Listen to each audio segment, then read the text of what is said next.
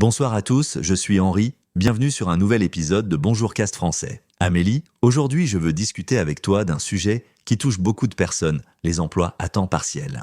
Bonsoir Henri, bonsoir chers auditeurs. Oh, c'est un sujet très actuel et intéressant. Personnellement, j'ai beaucoup d'opinions sur ce sujet. Quand j'étais étudiante, j'ai travaillé à temps partiel pendant 3 ans. Vraiment, tu ne m'as jamais raconté cette expérience.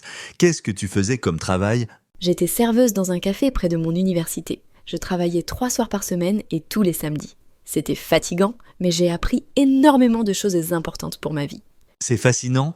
Beaucoup de jeunes aujourd'hui combinent études et travail à temps partiel. Amélie, qu'est-ce que tu as appris exactement pendant cette expérience ?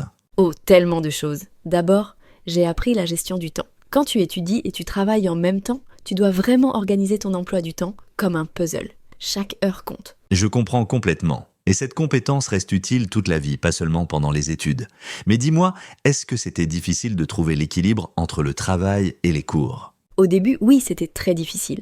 Je me souviens, pendant le premier mois, j'étais épuisée. Je rentrais du travail à 23h et le lendemain matin, j'avais cours à 8h. C'était dur pour mon corps et mon esprit. Oh là là ! Donc tu dormais seulement quelques heures par nuit. Comment as-tu réussi à tenir ? Petit à petit, j'ai développé une routine. J'ai appris à étudier pendant mes pauses au café, à lire mes livres de cours dans le métro, à optimiser chaque moment libre. Et surtout, j'ai arrêté de procrastiner. C'est une leçon précieuse. La procrastination est l'ennemi de tous les étudiants. Et chers auditeurs, est-ce que vous travaillez à temps partiel en ce moment ? Écrivez-nous dans les commentaires, racontez-nous votre expérience.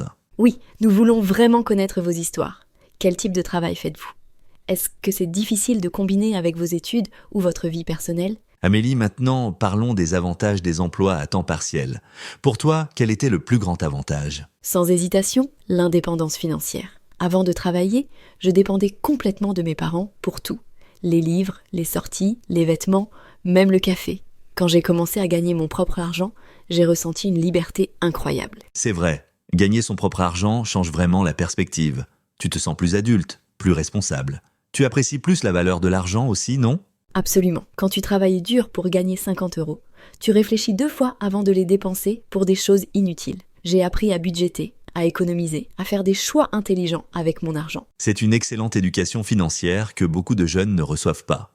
Mais parlons aussi des défis. Quels sont les inconvénients des emplois à temps partiel selon toi ? Le plus grand inconvénient, c'est la fatigue. Parfois, j'étais tellement fatiguée que je m'endormais pendant les cours. Ce n'est pas idéal quand tu veux avoir de bonnes notes et réussir tes examens.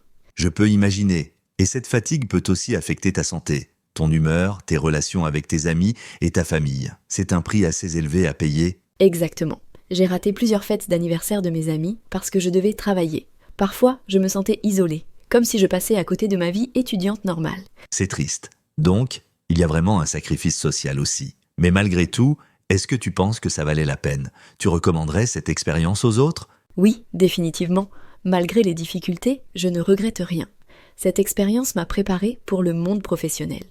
Quand j'ai cherché mon premier emploi après l'université, j'avais déjà 3 ans d'expérience de travail. C'est un excellent point. Les employeurs apprécient vraiment les candidats qui ont déjà de l'expérience professionnelle, même si c'est juste un travail à temps partiel dans un café. Exactement. Pendant mes entretiens d'embauche, les recruteurs étaient impressionnés. Ils voyaient que j'étais capable de gérer plusieurs responsabilités en même temps, que j'étais ponctuelle, fiable, travailleuse. Ces qualités sont essentielles dans n'importe quel métier. Amélie, maintenant je veux te poser une question. Est-ce que tu penses que tous les étudiants devraient travailler à temps partiel ? C'est une question complexe. Je dirais que ça dépend de chaque situation personnelle. Si un étudiant a besoin d'argent pour payer ses études ou aider sa famille, alors oui, c'est nécessaire et bénéfique. Et si l'étudiant n'a pas besoin d'argent, si ses parents peuvent de payer tout ? Dans ce cas, je pense que c'est quand même une bonne idée de travailler un peu, même juste quelques heures par semaine.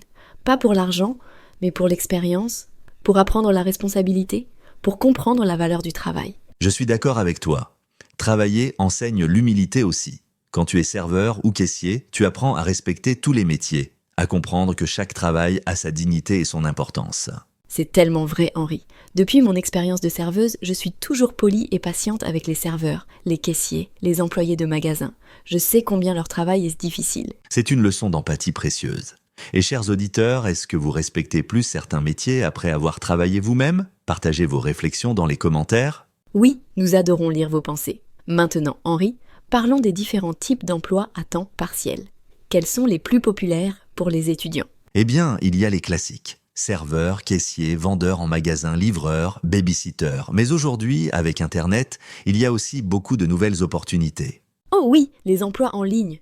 Comme quoi par exemple? Par exemple, professeur de langues en ligne, graphiste freelance, rédacteur de contenu, gestionnaire de réseaux sociaux, assistant virtuel. Ces emplois offrent souvent plus de flexibilité. C'est vrai, tu peux travailler de chez toi, choisir tes horaires, travailler en pyjama si tu veux. C'est parfait pour les étudiants qui ont des emplois du temps compliqués. Exactement. Et avec la pandémie, beaucoup d'entreprises ont compris que le travail à distance fonctionne bien. Donc, il y a plus d'opportunités maintenant qu'avant. C'est un changement positif. Mais ces emplois en ligne demandent aussi beaucoup d'autodiscipline, non? Personne ne te surveille, tu dois te motiver toi-même. Absolument. C'est un défi différent. Certaines personnes adorent cette liberté, d'autres ont besoin de la structure d'un bureau traditionnel pour rester productives. Chacun doit trouver ce qui fonctionne pour sa personnalité. Amélie, maintenant parlons d'argent. Combien gagne généralement une personne avec un emploi à temps partiel? Ça varie beaucoup selon le pays, la ville, le type de travail. En France, avec le salaire minimum, un étudiant qui travaille 15 heures par semaine peut gagner environ 500 à 600 euros par mois. C'est suffisant pour un étudiant ? Ça dépend. Si tu vis chez tes parents, c'est un bon argent de poche. Si tu payes un loyer, c'est plus difficile. Beaucoup d'étudiants travaillent plus d'heures pendant les vacances d'été pour économiser. Bonne stratégie. Travailler à temps plein pendant l'été et étudier à temps plein pendant l'année scolaire. Mais attention à ne pas trop travailler et négliger les études. C'est le risque. J'ai connu des amis qui travaillaient tellement qu'ils ont échoué à leurs examens. Ils ont dû redoubler une année.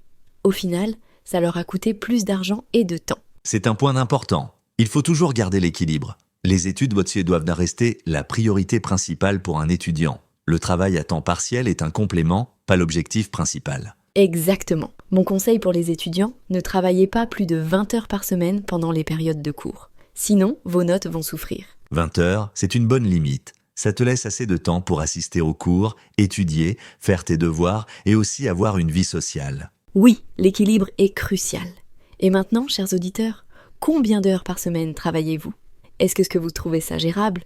Dites-nous. Vos expériences peuvent aider d'autres personnes à prendre de bonnes décisions. Amélie, parlons aussi des emplois à temps partiel pour les adultes, pas seulement les étudiants. Ah oui, bonne idée. Beaucoup de parents, surtout les mamans, choisissent de travailler à temps partiel pour passer plus de temps avec leurs enfants. C'est un choix personnel important, mais est-ce que ces personnes ne sacrifient pas leur carrière en travaillant à temps partiel ? C'est une question délicate. Oui, parfois travailler à temps partiel peut ralentir l'avancement professionnel. Les promotions vont souvent aux employés à temps plein qui sont plus visibles dans l'entreprise. C'est malheureusement vrai. Mais d'un autre côté, qu'est-ce qui est au plus important ? Gagner plus d'argent ou voir grandir ses enfants ? Il n'y a pas de réponse correcte. Chaque famille doit décider selon ses valeurs, ses besoins financiers, ses priorités. Certains parents préfèrent la carrière, d'autres préfèrent la famille. Les deux choix sont valides. Absolument. Et idéalement, les entreprises devraient offrir plus de flexibilité pour que les parents puissent avoir les deux. Une bonne carrière et du temps avec leurs enfants. Oui, heureusement, de plus en plus d'entreprises comprennent cela. Elles offrent des horaires flexibles, le télétravail, des garderies dans l'entreprise. C'est un progrès important. Définitivement. La société évolue lentement mais sûrement vers plus d'équilibre entre vie professionnelle et vie personnelle. C'est encourageant. Henri, il y a aussi des retraités qui prennent des emplois à temps partiel. Qu'est-ce que tu penses de cette tendance? Je trouve ça merveilleux. Beaucoup de retraités se sentent seuls ou s'ennuient à la maison. Travailler quelques heures par semaine leur donne un but, des interactions sociales, une routine. Et ils apportent aussi beaucoup d'expérience et de sagesse au lieu de travail.